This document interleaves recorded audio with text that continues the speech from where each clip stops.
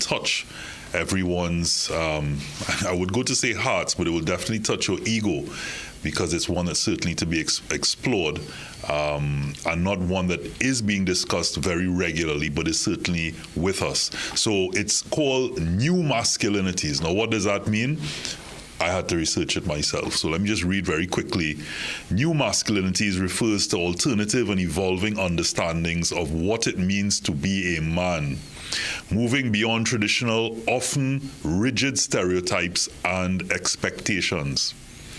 These new forms of masculinity focus on concepts like emotional openness, empathy, and challenging patriarchal structures that perpetuate violence and inequality.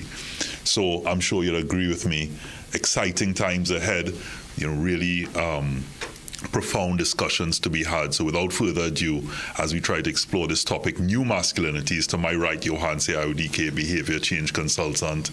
To his right, the head of UNDP, United Nations Development Program, Hugo Blanco. And to his right, one and only, a good friend, Jason Williams, JW. Really, I know before we even started, it was like, wow, new masculinities. What is that? Never heard the concept before. Well, at least you heard it, but never really got a chance to do deep thought and analysis and expand on it. So, guys, what you all feel? Because this is clearly uncharted waters we're going into now. So we have a definition. New masculinity. So we know, is it one of those things, Johan, say where like you have these terms, toxic masculinity, toxic femininity? Is new masculinity is just the way we've always been, and it's new as in being brought to the fore and we're now discussing it? Or is it that it really is like new behavior based on the foods we're eating? I don't know. I'll go based on the definition, because human behavior in general is a dynamic thing, right? Then every year, every 5 years, every 10 years, it should have a new quote-unquote form of masculinity, because things change, people change, and if we were holding on to something before, because the definition said you're releasing the rigid type behavior, right? The myopic type behavior. So that means it should be evolving. So if before we wasn't evolving, then we may have been doing something unhealthy. So now exploring the fact that we could do something new. Now, sometimes when, I wouldn't say me, but some men I speak to hear new masculinity, they look at it in a derogatory manner, because they look at it as something opposite to what they think masculinity is supposed to be. But it doesn't have to be opposite, it just has to be new. So do you think that we are do you think that men may, when they hear that term, think that they're compromising, or somehow you're saying that they're now in touch with their feminine side? I mean, Ugo, you brought the topic, and it was something that I'm happy you did, because it's something that you as men, you kind of never. It's been there. It's been around. It happens maybe behind closed doors in certain ways, like it's okay to cry, and now we've coined a phrase. Yes, we all live in a society that has expectations about how we are supposed to be and perform.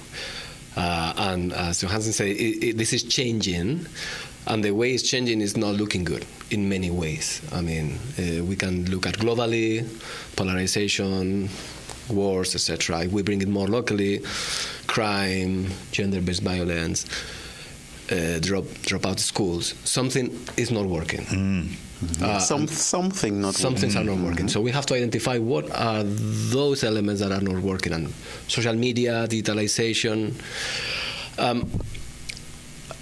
If we look at numbers, the way this is working is breaking our voice in many ways, in terms of their expectations. And being a man now is not as easy or as clear as it used to be. Before we have let me simplify, the cowboy, the strong, the silent, the aggressive man. The stereotype, The stereotype. That's a kind of a cage for many men in current society that doesn't fit, because how do we meet those expectations? We are supposed to prove that we are strong, and then we use our fists or guns, and that's leading to a society, because this is not about individuals only, it's about constructs, social constructs, and that's leading us to a society that it's, in my opinion, not going in the right direction in many ways. Number of crimes, homicides. Who commits the crimes in Trinidad and Tobago? Let's try to land it nationally. we have statistics. 90% are men. Correct. Who are being killed. Plus, over 85% is male. So men are killing male. Why? And that's I don't know. I don't have all the answers, but this is something we have. Being a boy in some of the communities is not easy because there's youth unemployment, because I don't have a future. We did a 30-second story. We did a community caravan in the country, going around Mayaro, Siparia, Tobago, asking the youth, hey, how do you feel about what we do, democracy, development? And say, I don't care. I'm too disconnected. I don't see the future. I don't see the point of me going to vote. This was October, November, December.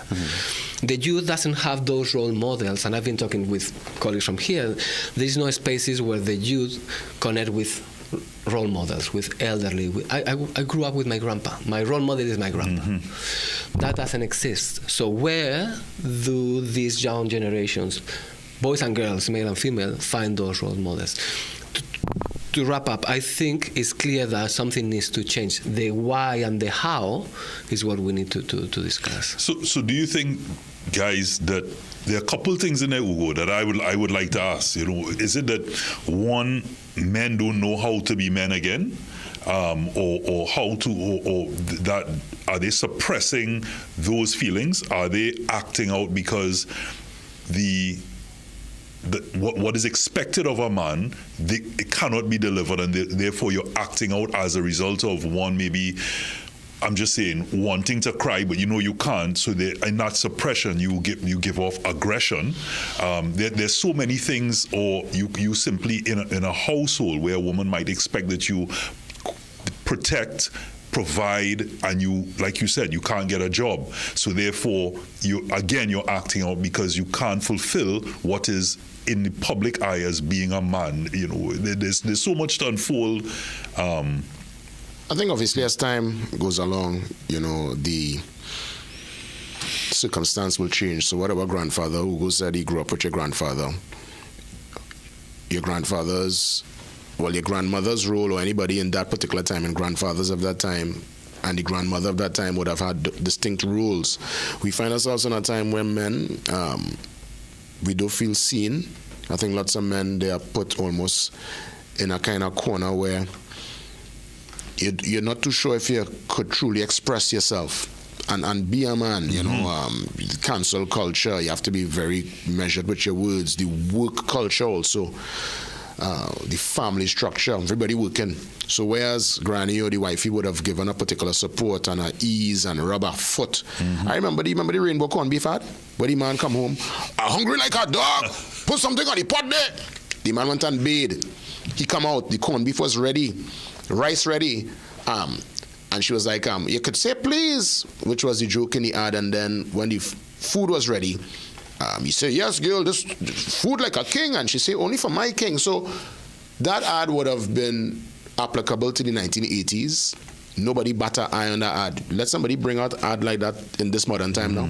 They're not even going to make it to the airwaves. Yeah. Right? We telling me about you come home, I'm hungry like a dog. Better put something on the pot. Yeah. You're mad. So the fact that we know that kind of language can't exist. I'm not suggesting what happened in the corned beef ad was correct. But we're just showing there's a change, there's a different tone and a tenor where men have to be a little more measured in this modern time. But Jay, even the fact that you just put in that caveat there to say you're not endorsing what happened, is you yourself knowing that just by making that statement or bringing it about, that people may look at you and in that cancel culture environment, Well, the times change because the reality is now we find ourselves in a scenario where it could be the reverse, Robbie, where a woman could come home and say, hey, my boy, I'm hungry like a dog, and the man might have to be the one to go and prepare the meal. And that's a kind of reality right now, where women sometimes bring in the bread, the bigger bread. Right. I might have the bigger say in the household. So as we're talking new masculinity. And we have friends like that. And it's not easy for the men to adapt to that context. Why? Why is it easy for them? Because the society is expecting us as men to play a different role. Because this is not about me only. This is about the context in which I live in. These are well-educated, men and women, etc., but it still is not easy. So what we are talking is something that is a transition. So it's fine to struggle as men in this process. It's not easy. You answer, I want you to address this. Is it transition, or has it always been there in terms of oppression, where women, based on the culture, may have always felt a particular way but didn't understand what they were feeling? But now with social media and digitalization and the commune of understanding that they're not alone and other women are, you now have the information at hand at your fingertips. Back in the day when you had Collins encyclopedias and so on, now everything is at your fingertips, and now you're realizing, like, okay, well, this is not okay, this is what I've been feeling all along, and now there's an understanding of that. I disagree. Women used to talk to each other before social media and had the networks way before social media, more than men. So it's not a transition. So the question again, is it a transition, or have they always felt like that? Only now they're getting rights. I won't even try to speak for women, right? But I think they always knew. I mean, social media, of course, would accelerate the process of women being able to talk to each other. But if you look traditionally, if I think even as a child, I remember women in my family meeting, women from one side, my father's side and my mother's side meeting, and I know women traditionally meet way more than men to speak about things like that. So I don't think it's a transition. I want to go back to something you said, Ugo said, and Jay said, right? You said before that, is it that, you asked the question, is it that men don't know how to be men? Right? But that still paints a picture that there's some sort of template to be men. And I think in this day and age, I think it's best for us to move away from what we think a man should be versus each man understanding what their goal is in life, whatever that goal is, understand the rules of the society that they live in, or society and village, because they are macro and micro of it, and then do what is necessary to get what they need. Now, I say that because when in my sometimes analysis of what a man is, even in my own soul searching, is that typically, and I can tell you what feels most comfortable to me, my friends, what means full comfort to them, and also my clients, is that men need to go out, and I usually go out loosely, and be themselves. So if we look at men of great, right? We could have local men like Eric Williams, Uriah Buzz Butler. Then we could go Malcolm X, Martin Luther King, and I'll be even a little controversial. We could look at people like Christopher Columbus and people who went out and did things. You mentioned cowboys before.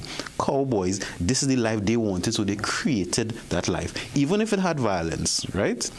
Even how states, countries are formed is men going out and doing what is necessary. You are an entrepreneur in your field. You went out and do something different. You are an entrepreneur in your field. You go out and do something different. Men need to do something different. But if we try to fit into a mold, that is where the problems start. And any man who decides or tries to fit themselves in, or think they should be fit into a role, into a mold, that is where the unhealthiness starts. The frustration.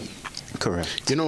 I think I kind of come to terms with this topic in a real spectacular way. What I'm seeing as the new male identity, or the new masculinity, is a balanced man. Because let's be real, gone are the days where the mother will just teach the girl child how to cook.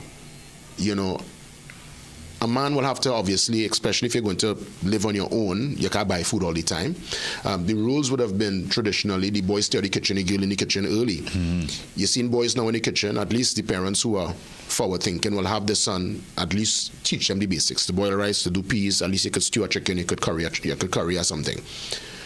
The new man or the new masculinity needs to be able to handle your responsibilities as a man, but also just in case you don't get a mate, or in case you don't really want to go down that road, you could live comfortably in terms of self-care, being able to feed yourself, take care of yourself, clean up after yourself. It doesn't mean because you're a man, your room have to look like if a bomb drop. It have men who are very neat, who understand the surroundings, who take care of themselves. The first time I went for a pedi, which I should do soon, a pedi and a mani, I felt fellas, I feel shame.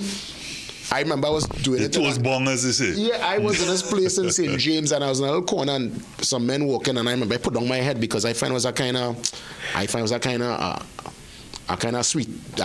vibes now. But I come to realize now, It's normalized, and nothing wrong taking care of your fingernails and your toenails. And well, I mean, I don't do it all the time. What they call it, manscaping. Yeah, but it's something where I don't feel I was embarrassed the first time I do it. I feel how because I got a voucher and I say I don't want the voucher to waste. Why did you feel embarrassed? Because I saw that as a small woman thing. I grew up knowing my uncles as hard men. My uncle Dave.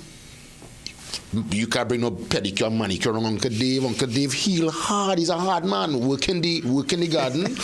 He is a man. He's a hard man. Don't get sick. Them fellas don't take no kind of tonic. Them men just eating organic.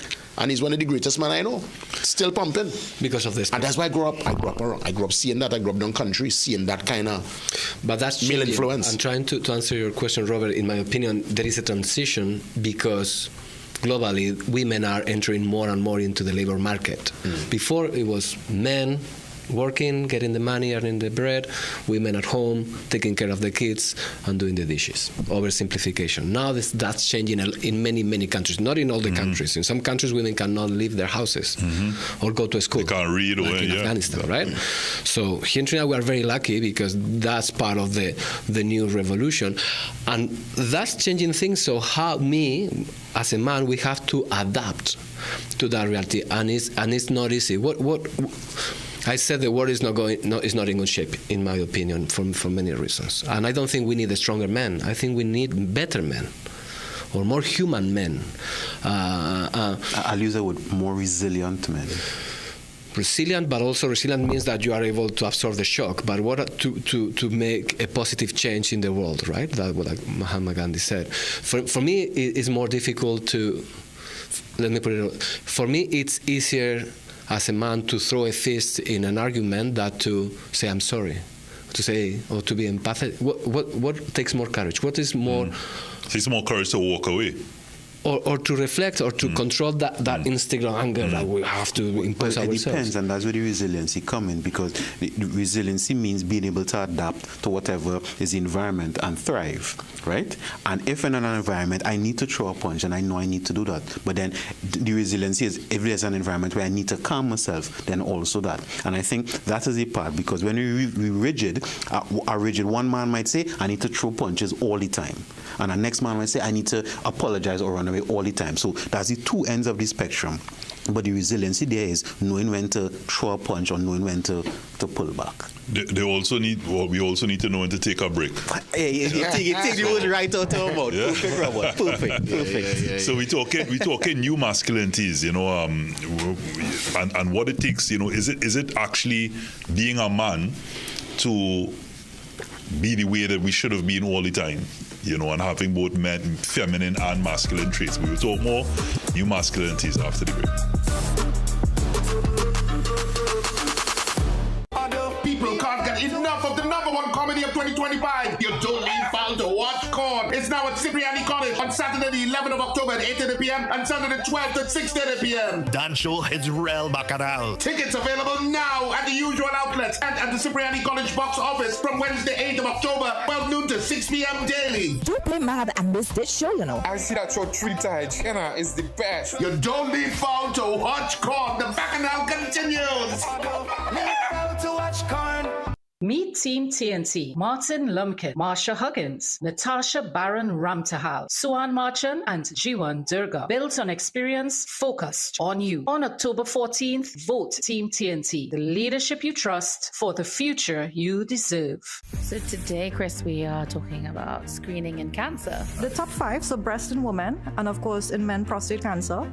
We have colorectal cancers and lung cancers being the heavy hitters. Okay. And then especially in our young population is cervical cancer. So approximately 40% of patients actually present with stage 4 disease or diagnosis. Afro-Caribbean as well as Afro-American patients have a higher risk of having aggressive prostate cancer. Tune in on CNC3 this Friday at 8 p.m. Recession have you down? Don't lose hope. Head on down to Tire Clinic for the recession deals. Big savings with our road hazard warranty on Dunlop, Sumitomo, and Falcon tires. Available at Tire Clinic, Cuba, Chaguanas, and Pleasance Park. Tire Clinic, a tire for every need. Call 636-8973 or 636-2958. This is ManHOOD. We are talking about new masculinities. Right. And in the break, you mentioned a quote from Shaquille O'Neal. Well, I don't want to misquote him, but I can tell you the gist of what he said, and it struck me where he doesn't. And again, with AI now, and I'm wondering now, did he actually say it? But I'll say what I saw, right, and what I heard.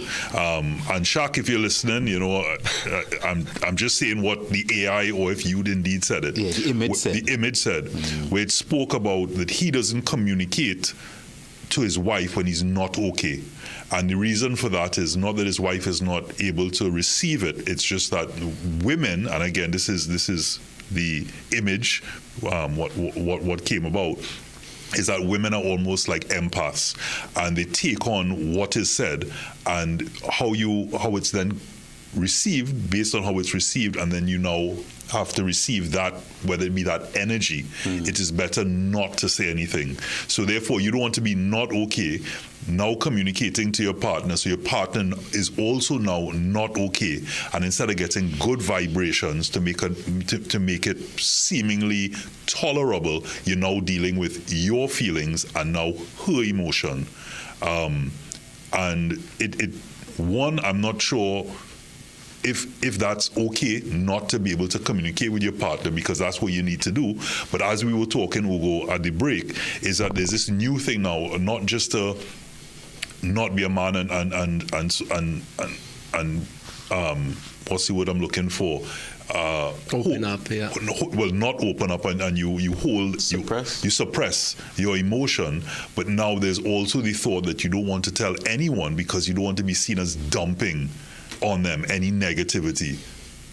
Well, again, I'm going back with, I go into term this, all masculinity is rigid, right? New masculinity is resilient. And resilient means that I know how to adapt to my environment. So let's say we're not making a blanket statement, all women can't handle a man saying the problems. Your woman may not be able to handle that. So you're being specific, and this is where or maybe you're assuming. Maybe you might be assuming they can't handle it. Right? Yeah. Very good, because if you didn't do it once or twice or even 3 times just to see a pattern, then how you could make that an assumption. So I think, so we go into new masculinity as a new masculine man is to be able to assess the reality of a situation, not the assumption of the situation. So if I told my wife or my girlfriend my problems 3 times in a row or 4 times and she can't handle it, then I could say, you know what, I'm not going to tell her XYZ. But if we are able to now, and going back, living in reality, because if you imagine something, right, it's not real, and if you have an emotional reaction to something that is not real, that is crazy people behavior, right? I mean, I don't use it crazy, but in context. But it's like worry as well. They say 90% of what you worry about never actually occurs. So why are you worrying? Correct. Back to the concept of transition, I think what the new elements is that now it's okay not to be okay.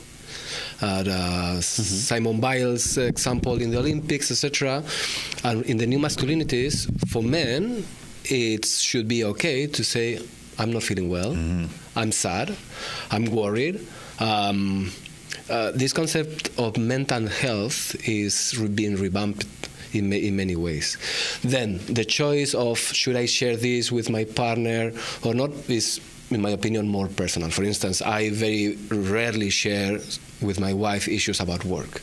Why? Because I don't think it's going to help us in any way, unless I really need it. But it's not because I feel that I am a man, I can control it. It's because I want to enjoy my time with my family and my kids, and I want that space to be as positive as possible. But then you're not feeling okay. So yes, you want that moment, but if you're still not feeling okay, then what do you do? To me, I think that's where most men would have a brethren. Not everybody, but I think for me, I have a friend or 2 friends, a matter of fact, and they also share with me. So you have like a particular sounding pad, to talk to. I think men are to talk to men in those scenarios, because at the end of the day, you don't want to be worrisome, I think, to your spouse. You don't want, especially your children, to see you breaking down.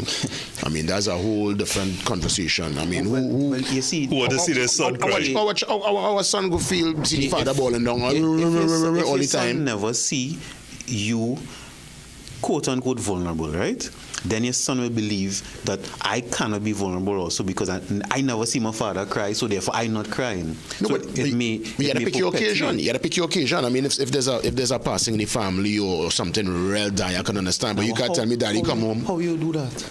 Yeah, the man finished now. You can't tell me daddy coming home and it's just bucket of tears right through your hand, say? Well, I didn't say right through, but if it is that he is at a point, whatever that point is, that he need the bucket of tears right through, the flip side to that is he chooses not to share it, right? And next thing, let's say he have the brethren, but the brethren is not available at that time. So he have to hold on to it until that available. And therefore his interactions now with his family will be inauthentic, right? And then he may do something and why daddy moving so, but daddy trying to keep it inside. That now could create something even more unhealthy than him crying. Now understand where you're coming from, but if we're going with old versus new masculinity in terms of, I'm not saying a man should be crying all the time, and I'm not saying a man shouldn't be crying at all.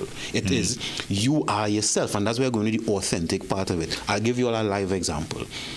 On my way here, maybe less than 5 minutes, a client called and ask about a report for his son, right? And I say, well, I sent it to your wife, check your wife. And then it sounds weird because I sent it to the wife, but it's the family. And he called and asked for it. So I say, well, I sent it to your wife. Maybe didn't I do it in error or something? Maybe didn't send. He's like, well, to be honest, your answer, my wife passed away, right? And I couldn't believe it. I shed a tear before I come up here because it is. But first I said, okay. My ManHOOD kicking. This man called for advice. Instead of asking about condolences and all those things, he called for advice for his son. Let me offer support. Send me an email address so I could send the report. And then when he hung up, I realized I myself wasn't even driving straight because that was so sudden. It was a wonderful family, etc. Until hear his mom pass away. Reaching the parking lot here, I say, all right, well, I have this. We're going and do ManHOOD. All right, forget about that. But then I was like, but that's not me being honest because I'm feeling something, right? So I could have said, I don't want nobody see me crying, or I don't want this, I don't want that. But to be honest, it did affect me. Now I wasn't bawling and rolling on the ground, but it did affect me. So if the thing is, the new masculinity is a man should acknowledge exactly how he feels. And then he could decide how he wants to express. But let me ask you something. So and handle it. Sorry, the idea is to how you acknowledge those emotions. How do you handle? Right. It's not like to be carried away. No, that's the difference, I think.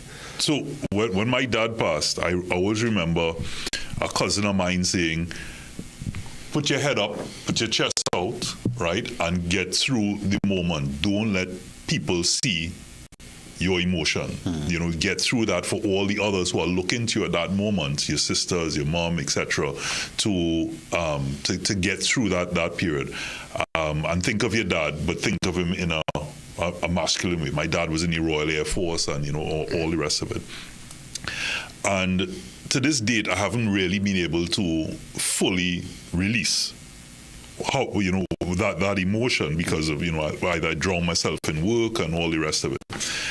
And I think about that moment because the reality is you're fighting those tears, you're fighting that emotion when you just want to be. How you are and how you feel at that moment is how you feel. And does it come down to, guys, even in this new masculinity, especially with social media and all the rest of it, open to ridicule? Because so many times you see these memes and you see all these things pop up. Just think about it. For the most part, when you see someone, you go, hey, how are you?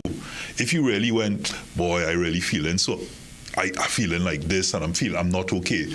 Person will look at you like, I really wasn't expected to go through all of this, Ask me. No, but exactly. But it's such someone says, how are you? You go, okay, I good, man. Can't complain. God is good. All of these different things that you hear, blessed, highly favored. But the reality is, are you? But you're not going to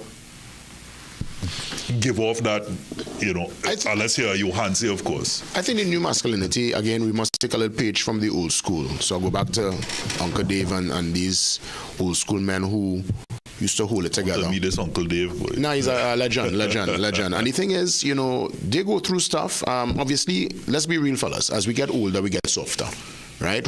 Who playing hard, man? If you live long enough to get to your ripe age of 70s and 80s, I can't see nobody in the 80s. You try to play hard, man, but eventually you must soften. A grandchild will soften you.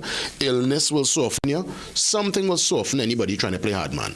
But until such time, I think it's important to still hold it together. Don't get me wrong. It's important to express yourself. I think tears are just a matter of certain emotions or situations going around your brain, and it's the same way your body would build up heat if you're exercising and you have to sweat to cool down the body. I think tears is the same thing for the brain. Cool down the brain? The brain hot, the brain heated, and it's like the tears. Because when you cry, let's be real, you feel way better. But most men cry in silence. You cry away from the crowd. You don't want to... What you did was very heroic for your family. Because yes, you didn't get a chance to probably truly express yourself with the passing of your dad, Robbie. But people looking towards you now as probably a patriarch, as the next in line. And sometimes you just have to kind of hold it together for the sake of the family. And I can't feel bad about it, because that is a page from the old school. And that is still something I feel in certain moments with leadership. Well, leadership is required. You have to kind of take a little page from the old school men, because the argument is the new man is a bit soft. It's not that we're really soft, it's just that I guess we're more in tune with the emotions, but I think there will always be a place for the hard man, but the hard man eventually will soften up. More than softer is more empathetic, probably. It's more connected, more reflective. But I'm asking, I agree with everything you said. I'm asking myself, is this also true for women? And I'm asking this because my dad passed away when I was 5. My mom was 31. She was a butcher, so not easy life. And she raised me by herself. And she was strong. I didn't see her crying. I didn't see her complaining. I didn't see her, Well, she had enough for me. I mean, probably I didn't see it. It happened. I know it happened. So is this only true for men, or is it also true for women that need to step up in that context? So I'm not sure if this is a gender issue. It's more a human issue. So let me put this to us. One of the things that I've said it on a couple of shows before, where how we have this masculine, feminine, and to me, it's a narrative that's been pushed for years.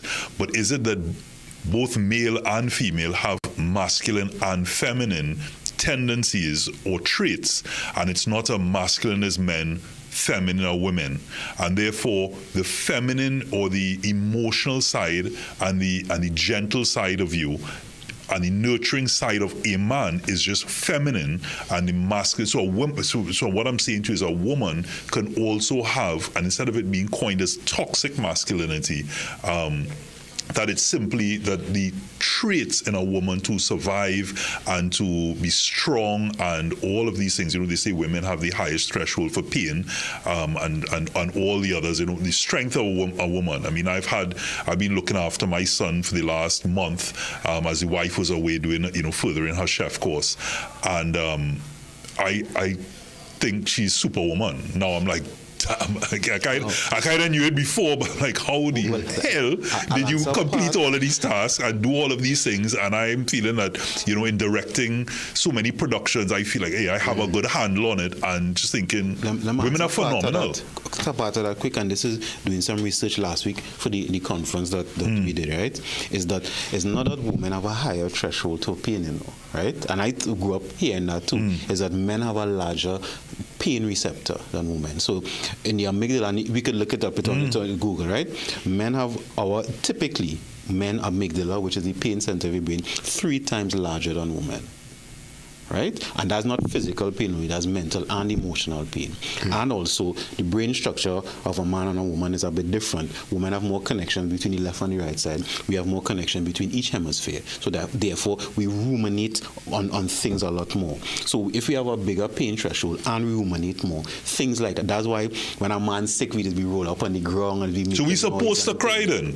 The reality is, we're supposed to be able to cry and it's supposed to be okay. Release for us. We are men, physiologically, we're not meant to hold on to anything, right? Crying sometimes is the result of holding on to something for too long, right? We are not meant to hold on to things. We are meant to do things and go and execute. And I mean, again, I'm not putting blanket for all men again because we're talking about resilience. But if I watched a movie called Straw the other day. I watched it yesterday. And big man, I cry. And that's fine. I'm not saying anything wrong with crying, right? I did. I cry sometimes. Listen music, bro.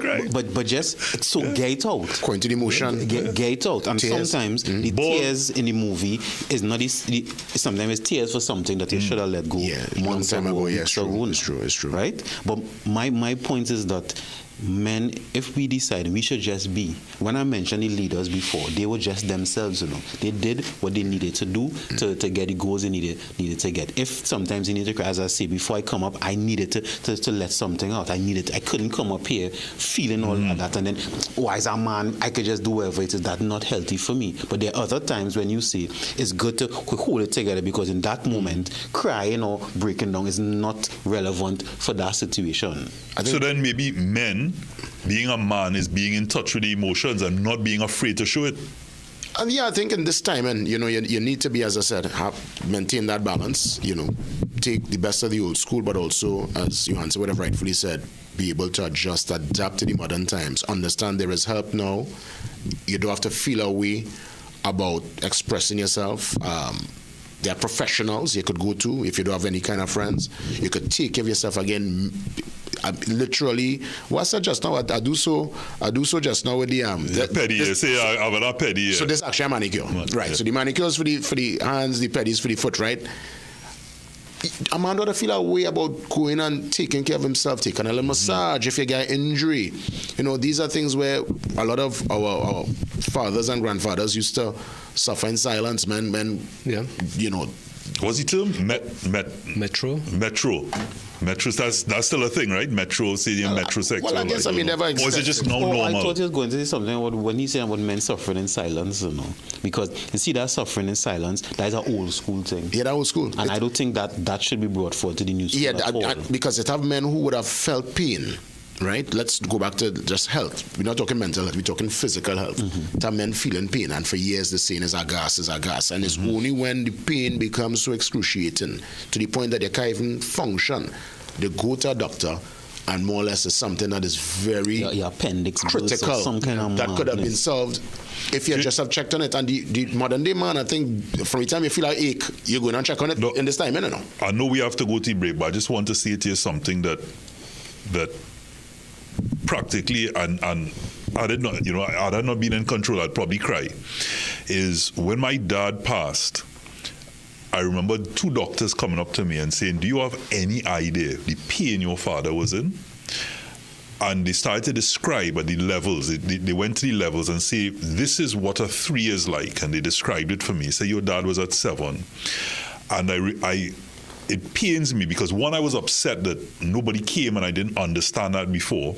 But 2, I asked myself, did he not communicate because of the way we were might have been like, oh gosh, dad complaining about something again, or there's always some pain, or there's always some doctor we have to go to. And that's financially as well. Sometimes, it takes a toll. Cancer takes a toll on everyone. And in that, how do I know?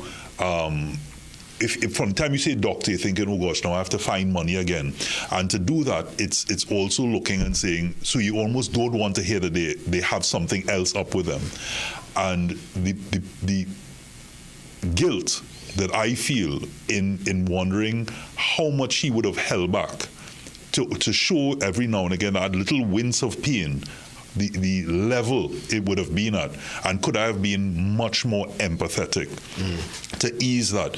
And I keep asking, did he hold back because he did not want to show that, like as a man, like not wanting to show it, or because of the space wasn't a safe space to be able to do that? Before we take the break, most men always say one thing: they don't want to be a burden to anybody. That's something you always hear men talk about. Or to protect you and his family. Yeah, they don't want nobody to have to, they don't want to be a burden, to be a stress on anybody. And sometimes they rather grind it out than put somebody through it until it's probably really beyond the line of what they could treat and deal with. But I know we'll come and continue with more after the pause, man. You wanted to say something before we I had wanted the break? to say something very quickly, because you are talking about manicure and pedicure. And I used to feel embarrassed, eh? That's fine, but it's also fine to be a father and change diapers. Or, yes, normal. To wash the dishes. Of course, yeah. So we have to start understanding this is the way it has to be for a more kind of balanced roles in our society. And should have always been. So we're talking new masculinities, a lot still to unfold.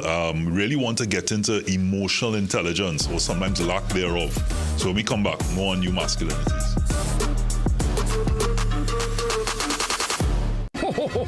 Start the season sweet with Jimmy Abood's annual Christmas and October sale. Get up to 60% off on curtains, sheet sets, floor mats, upholstery fabric, and more. Shop now at the last big sale of the year.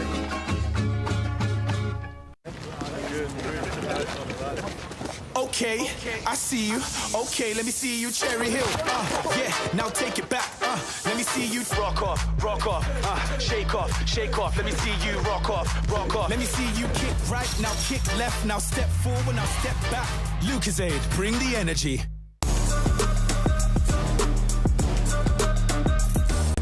Welcome back to Manhood, as we treat with this very interesting talking point of the new masculinities. And I go back to the corned beef commercial.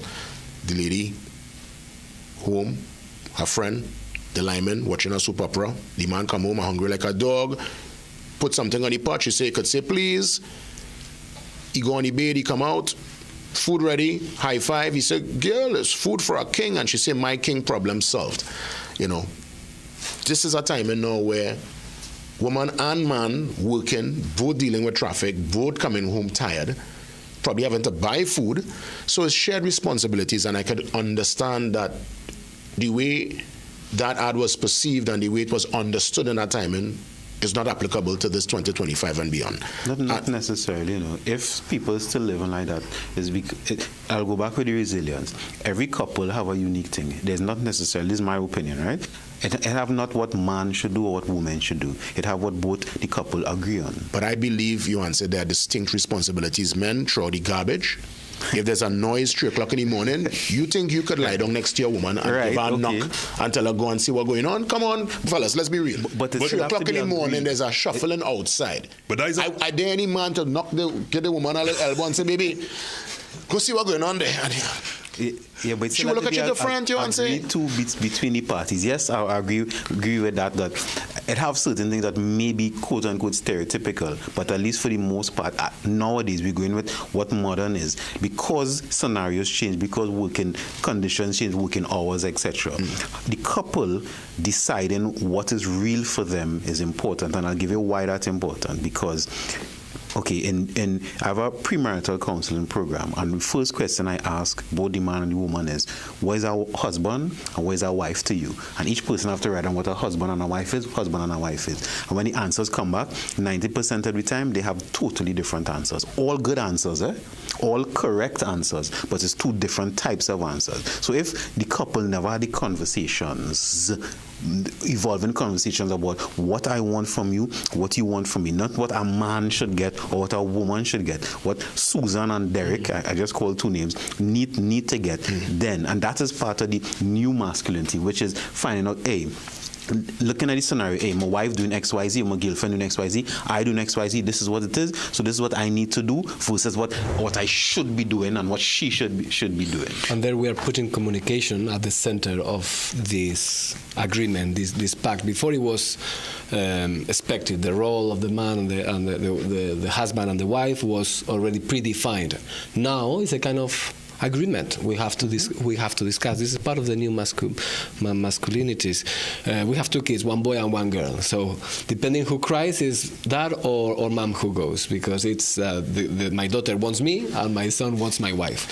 So it's not that one has to always do it. It's depending on the context. Hugo, would you say your approach parenting your daughter is different or your parent your son?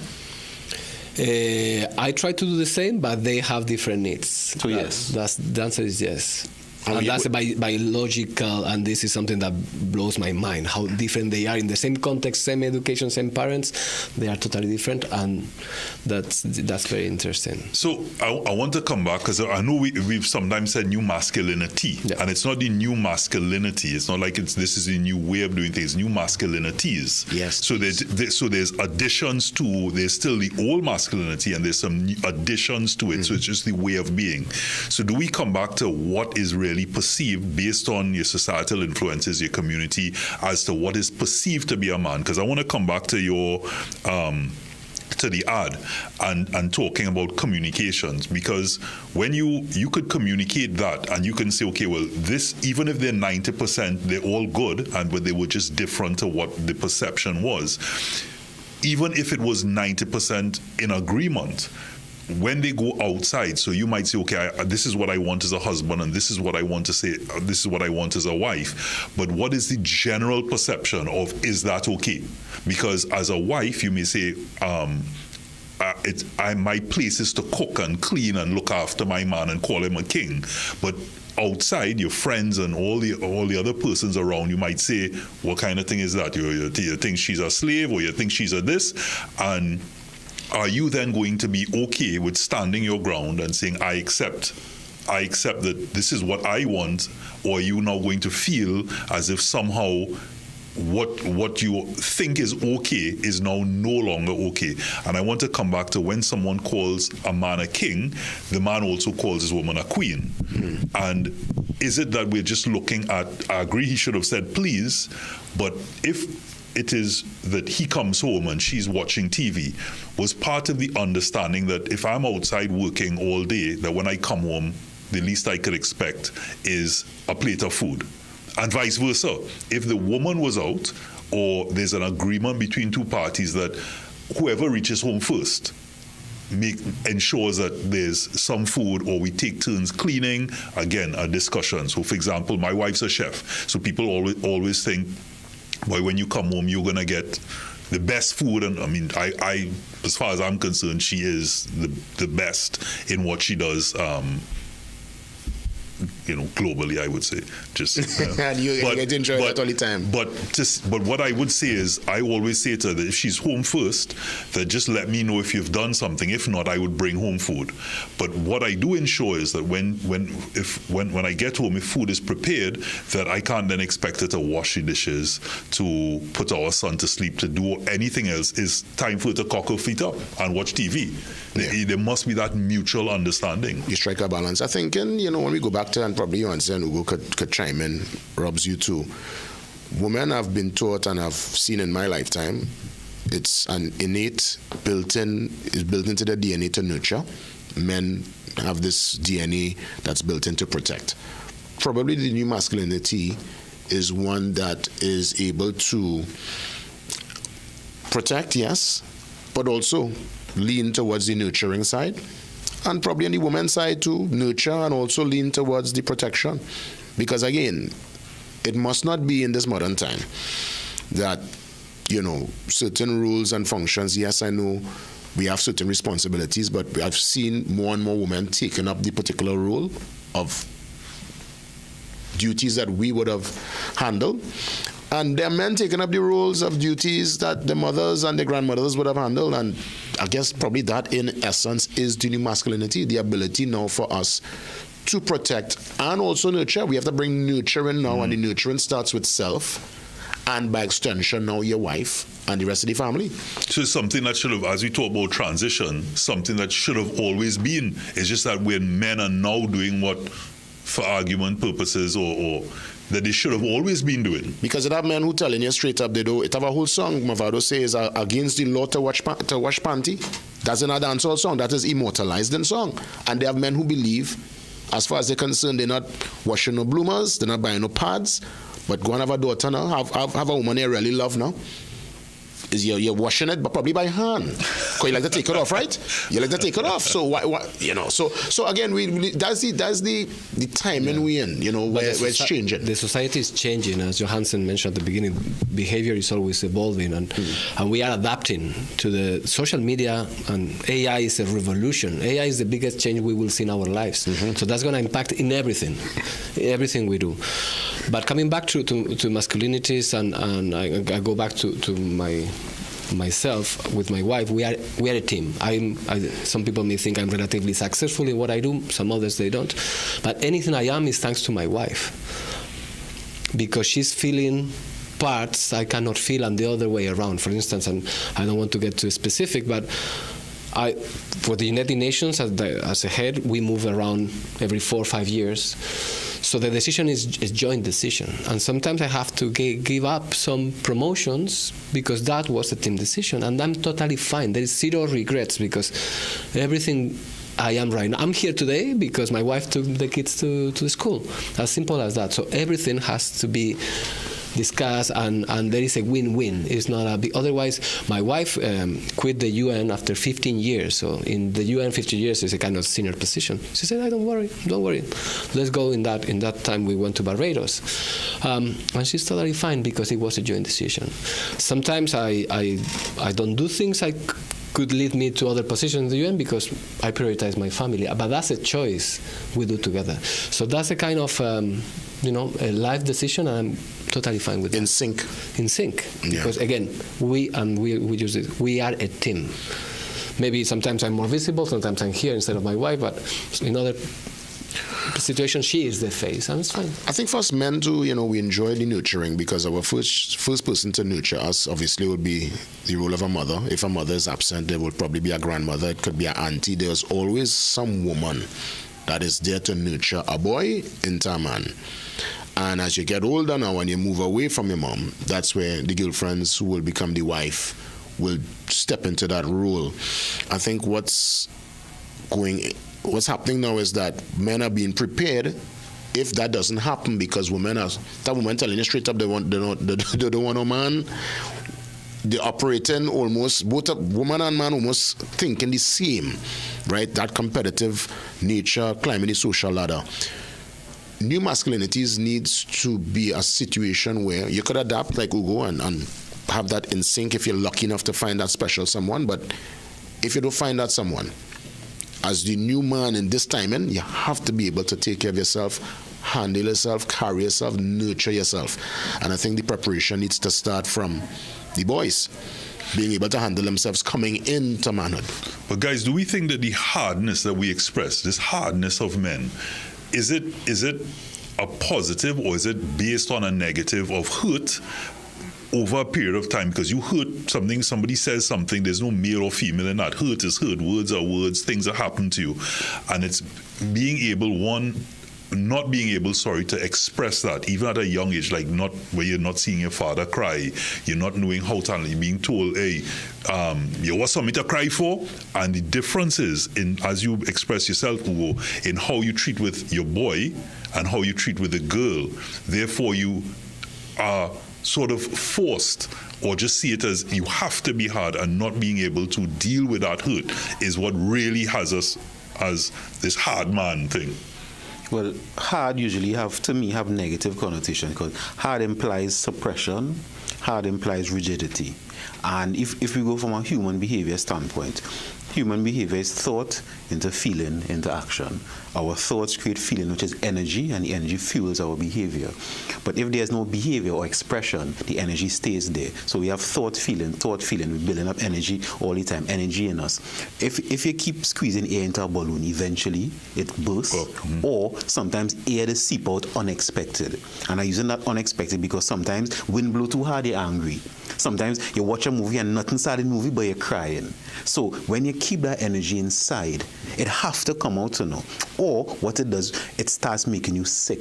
And this is scientific.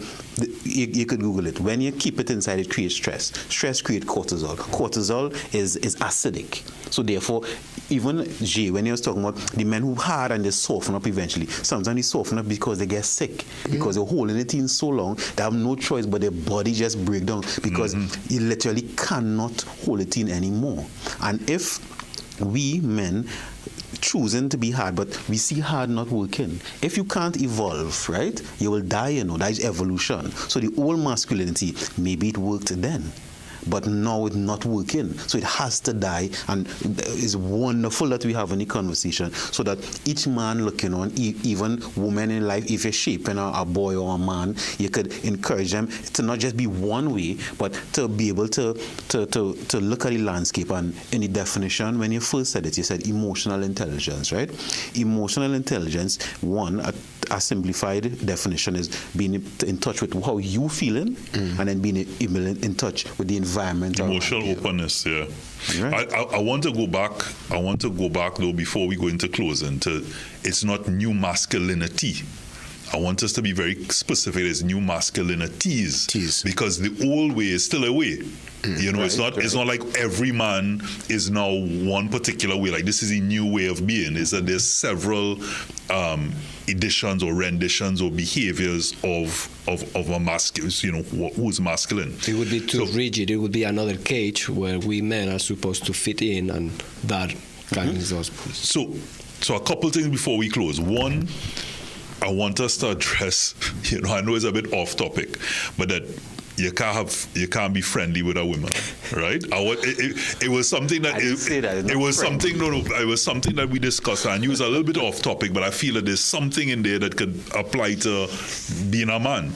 And also, before we go into discuss that and close, Ugo, what is your interpretation of a man? Wow, that's an interesting one. First, Robert, let me say just one more thing, because we are talking about how we feel as individuals, but we are part of the society. One expression that struck me up when I first came to Trinidad is, "Hey, man up." Man up, no? That's something that calls. So our environment has a lot of influence in how our children, our boys, and we behave. From soca to calypso, some of the songs have. And I see some changes in some of the lyrics, but still there is a lot of direct and indirect influencing on how we think and how do we define masculinity in our environment, even in our workspaces, right? Bosses, etc., etc. So I wanted to mention that because we have the responsibility as individuals to try to start changing that kind of. Like, don't be a sissy. No, I heard that a few times. Don't be a sissy. Instead of, hey, you all right, bro? Or, the different ways of changing the narrative, because how we express, it's very important and reflects how we think. Words have power too. And then how we behave. I fully agree with Hansen. So I wanted to say that. And being a man, it's being part of this, trying to figure out, the new masculinities for me is trying to figure out how men fit in the current evolving context that needs change. As Johansen mentioned, we need the old style is not working. It's not working in Trinidad, it's not working in our communities, it's not working globally. So there is something we have to change, and we have to change it where? In the schools, we have to change it at home, we have to change it outside on the streets and in our spaces. So we have to take the responsibility to change that. Otherwise, the way the society are evolving, the levels of polarization, the levels of disconnect that the youth right now has compared to previous episodes of history are very concerning. And this is another topic, Robert. Democracy is being jeopardized, multilateralism, and now the UN, for instance, is under heavy criticism for many reasons. All that can have huge impact in how this plan is going to look like in 10, 15, 20 years. What's going to be the new look for that if we don't make the change right now, not tomorrow, right now? And that starts even in this room, with shows like this, where we always say, we're better as brothers, and many a time we say we're not speaking on behalf of all men, but in this context, I will say we need to speak on behalf of all men and say, it's okay. It's okay to cry. It's okay to be, to express, and it's not okay to be the old self or the old ways of not expressing, of stereotypical, what's it called, that masculinity of chauvinistic behavior. That's simply not okay. It is a respect. It is equality. It is a partnership. It is open discussion and teamwork. It is a team, and team doesn't just mean you and the other partner. It's team as in the environment of both genders, making sure that there's a focus to make it better. Can I say just one thing? Yeah, of course. This planet wouldn't work with only men, exactly, or with only women. So we are a team, and we have to make it work. Yeah, it's a very simple concept, but I think it's very powerful in terms of how sometimes we perceive the others as they are wrong, or we are superior, or we are stronger or harder. There isn't any. But before we get into our closing statements, I just want something that we discussed again during the break, and I always say that whatever Ugo we say we discuss during the break, we never hide it from the audience, because this show is about being real talk, banter and bacchanal, yes, but also being brave, and it's a space of courage. And one of the things that was brought up once again is that Johanse said that men can't be friends with women.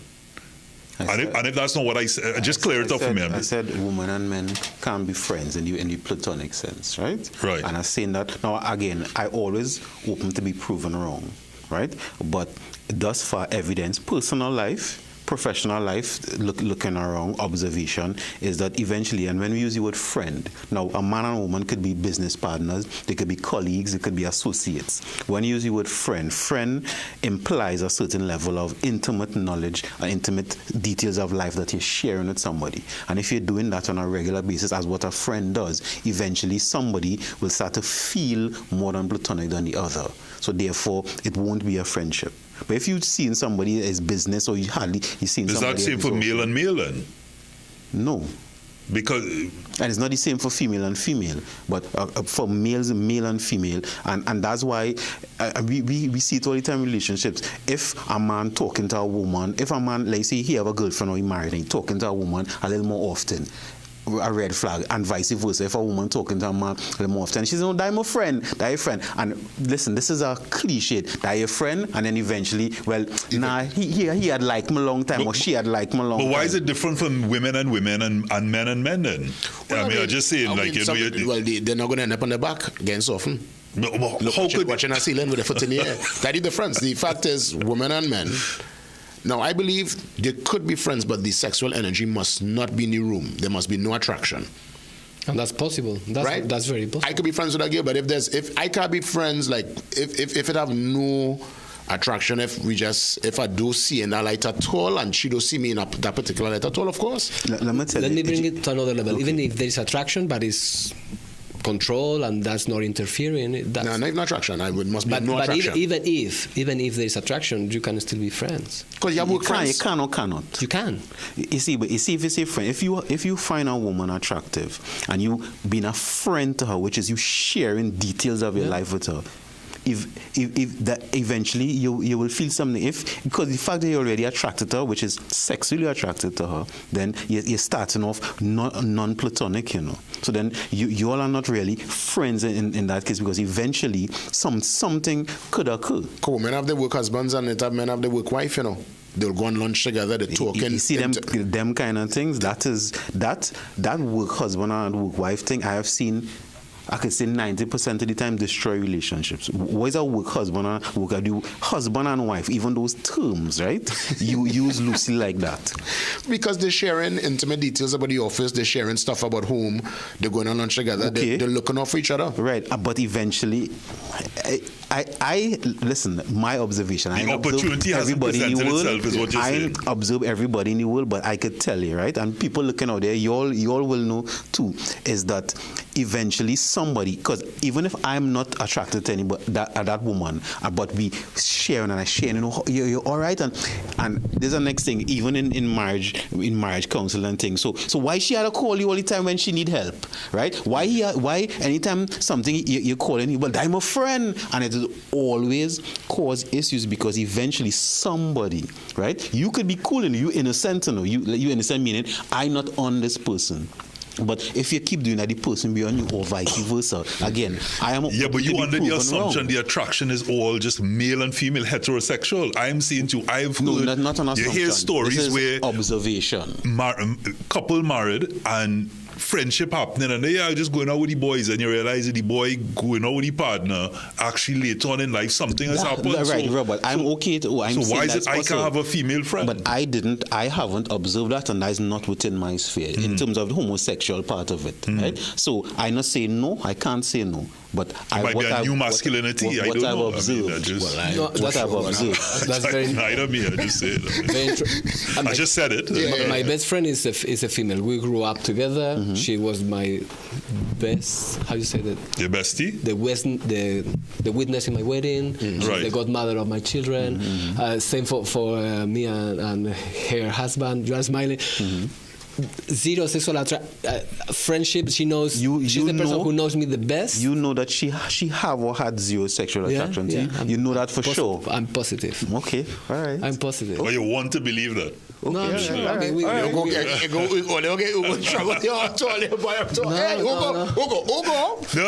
Ugo. Because for me, friendship is totally independent of the gender. So I have a friend that has one of these marks in the face, and I never see it because So I don't. No, I'm saying it goes. But do we say that, guys? Because I have female friends, and do we say that because we're almost in denial to a certain extent because we want to maintain those friendships? We don't want to lose those friendships. I think it was have no attraction. I had a friend years ago. They came to renew their visa. And I was renting those times. It was years ago, and we spent a whole weekend together, lie down on the same bed, no handsy-pansy. She stayed to the north, I stayed to the south, and that was she was to the east, I was to the west, and back to back, and that was about it. You think if you had handsy-pansy that it would have happened? If you had initiated, you think it would have happened? I wasn't going to initiate. No, I asked you a question. If you think you had initiated, do you think it would have happened? No, I don't think so. See, I wouldn't initiate. I really don't know. No. I know you wouldn't initiate because, you see, that's my issue. But not initiated doesn't mean it wouldn't happen. If I had initiated, it would happen? Yeah. Jane, what do you have I feel should I be so hurt like Jason, what you doing here? But we better than that. After it happened, right? They move on. But if your Hansen is right, we can only have male friends, and that's very concerning. Because we will be missing out a huge part of half of the world, 51% of the world cannot be our friends. That would be a problem. That's a good point. And you see, when I say friend, remember, I still go in here sharing intimate details, right? So, and this is our theory, which again I'm open to be proven wrong, is that when you decide you're in a committed relationship with a woman, or in some cases more than one woman, right? Because people have more than one wives in certain cultures, right? I mean, we real over time, and we can discuss even when I've done counseling with men who have more than one wife, why even my theory stands a little stronger, because having been friends with more than one wife, right, is a whole different dynamics in itself. But is that when you have a wife and a girlfriend, and this is what I've observed, right? and also experiences that if you decide to start to be friends with someone else, that means you're sharing intimate details of your life with someone else. Most times it causes some sort of distance between you and that person. So if you're deciding my wife is my best friend, most people say that my wife is my best friend, my girlfriend is my best friend. People say that, right? If that is the person who you're sharing it with, then it becomes problematic when you start to share that same type of relationship, not physical, I'm talking about emotional, with another woman. If you're sharing it with another man, you'll notice it's not really that problematic. And I mean, Robert, I hear what you're saying about it, but again, this is even people looking on. This is what I've experienced. This is what I've observed professionally and personally. Again, and I'm saying I went every part of the world and observed every relationship. But even when I listen, eventually, I've had people had the best friend of an opposite sex for years, for 40 years. And then one day they had some conversation and realized the person always felt a certain way, but so then were they really friends? Was it a facade and it changed things? So I ended not there. So we're coming back to new masculinity. Thanks for your answer. I mean, and we had a whole, Ugo, just to let you know, we've had a whole episode talking about it, but I just didn't want this particular one, based on the fact that we spoke about it after, during the break, to just go amiss. It would have been remiss of me to do that. But you could watch the episode in the past. We're on episode 80 plenty. So it was a discussion. Again, these episodes that we have or discussions, these topics are never ending, in the sense that men it's a space of courage, and men need to continue to talk about it, because men, when they speak out loud, really get understanding, and think conversations become more profound. So speaking about that, Jay, what's your closing thoughts on new masculinities? I think the new masculinity is calm. It's being accountable for yourself, for your well-being, for those around you. It's being able to adjust to the times and, find that nice sweet spot between what we would have learned from our forefathers. Because again, yes, some of them would have really been hard and they would have been on a different timing, but I think we still need to maintain that little edge. I think a man must have that edge, Yes, most days you want it to be bright lights and, clear skies, but every now and then you have to bring on a storm, and you have to pick and choose when you bring on a storm. You have to remind people that a storm, that category 5 could wake up at any point. I think that's, to me, the new masculinity is finding that nice balance between the old world and this new world that we're in right now. I would say that our societies are changing, our countries are changing, our families are changing. So we, as individuals, we have to adapt to this change, and that change has to be discussed with our partners. And that has to be an open conversation where feelings are important, where the space to share what's inside has to be open. And for men, what I said before, it's okay not to be okay. It's okay to share how you are feeling. The stereotype of I have to be strong and aggressive is not that valid anymore, because being strong is not about dominating others. No. Being strong is about the capacity to change yourself. That's probably harder. It's harder to be that empathetic. You don't lose respect when you share power. You don't lose faith when you say, I'm sorry. That's not true anymore. That creates an enabling environment for us as a team, what I was saying before, to flourish. So that to me is a very important conversation we need to have in our circles, in our families. Okay, what we're doing here is a form of the new masculinity. Speaking openly and honestly, and men listening on, say your truth in the most respectful way you can. Even though how somebody may perceive it, you never know. But at least say it, because keeping it inside is killing us. Keeping it inside, like the old school of being hard and not saying anything, killing us. Keeping things inside, people don't know what's going on with you.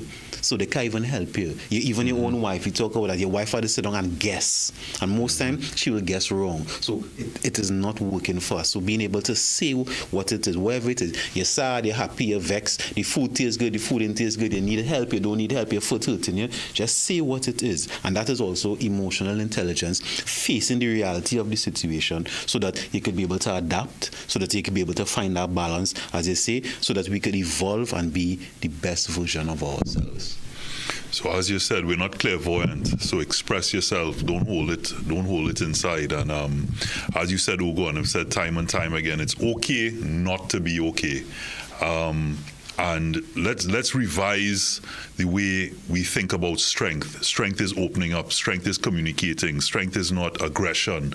And being a man is being in control and not being out of control. So remember, it's okay to cry. As I read once before, tears are prayers that travel to God when we can't speak. So with that, another epic topic, new masculinities. Johanse, Ugo, Jay, always a pleasure. This is Manhood.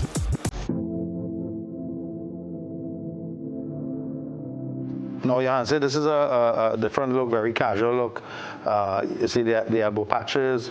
There's actually made a resurgence. This is from the old professor, some professors used to wear it. So you can see that all the buttons are all brown. It's a brown look. We see a brown textured look, matches the shoe. Classic, elegant, casual look. Now, you can change up your outfits. This is another one we have. You can put the red plaids with this jacket. So, and at Solomon's, you buy two, good price. So a couple pointers with do's and don'ts, right? So one of the don'ts is do not take similar patterns and match them together. Jacket with, plaid with a similar plaid or stripe, say pants or shirt. Don't go into a shop and because you like the color, you choose it for yourself because it may not look good on you.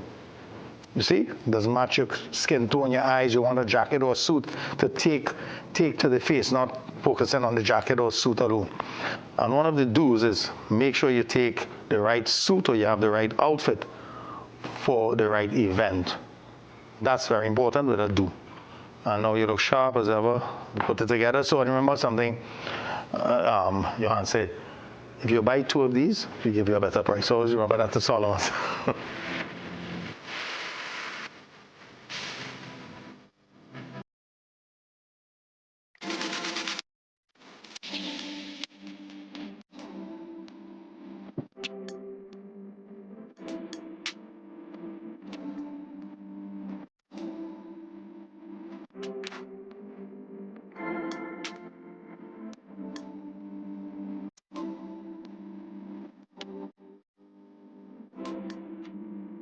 Manhood, brought to you in part by Solomon's Bespoke.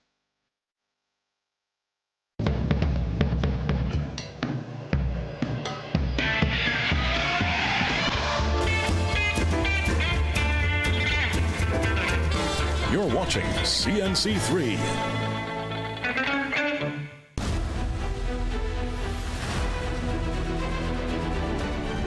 The Morning Brew is brought to you by Omega XL. Live long, stay strong.